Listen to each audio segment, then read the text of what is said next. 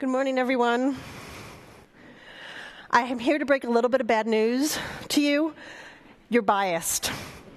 Everybody here is biased. And if you think you're not biased, that in itself is a bias called the bias blind spot. We think of bias as a negative thing, but it's not. Bias helps us understand the world around us. There are over 180 different biases listed on Wikipedia. Decision-making biases, not invented here. If I didn't build this, I don't want to support it. Hindsight bias. I knew that release shouldn't have gone out. We should have waited a little bit longer. And social biases. That launch went great. I'm responsible for all of that. That's a self-serving bias. Why do biases exist? Thinking is hard. We don't like to think. We are overwhelmed with information. We capture thousands of metrics on our systems. But those metrics don't have any meaning because we take them out of context. When an issue happens, we are all hands on deck trying to get MTTR down and get that issue resolved as quickly as possible. And we don't have enough memory. We forget things. So this is why we deal with biases. 6 seconds. Is this fast or slow for a web page to load?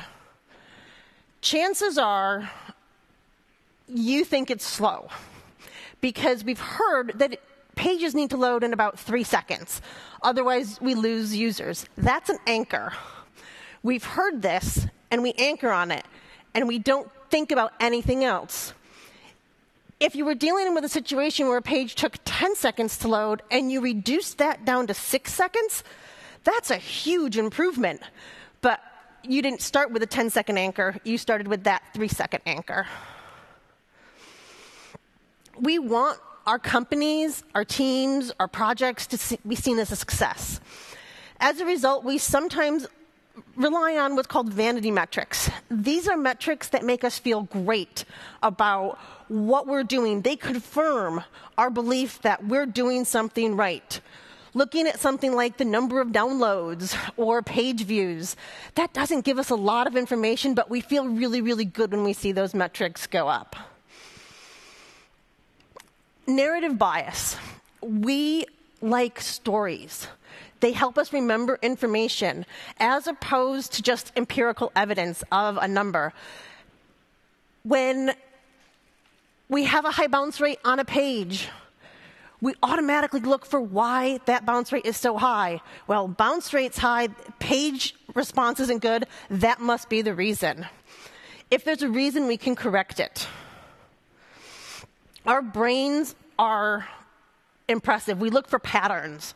Even though half of this is covered, your brain reads this. It reads jumping to conclusions. But that's not what this says. It saw a pattern, it recognized it, and it jumped to a conclusion. Because we are so visual, we need to visualize our data. Stop just reporting on an average. These two charts are very, very different. But when you compute the average of all of these data points, they're identical.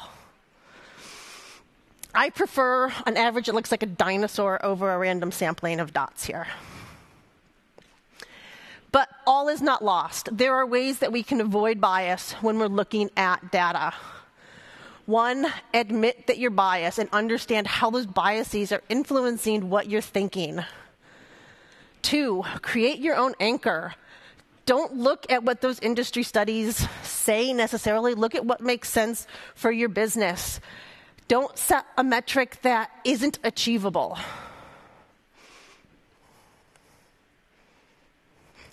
And I'm stuck. Okay.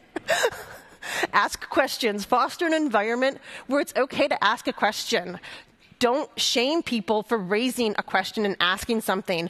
Doesn't matter whether the person asking the question is a junior engineer, a senior engineer, somebody in sales, somebody in marketing. Accept the questions and also accept the answers. If you're unwilling to accept an answer when it contradicts what you believe, that is how biases are enforced over time. Thank you.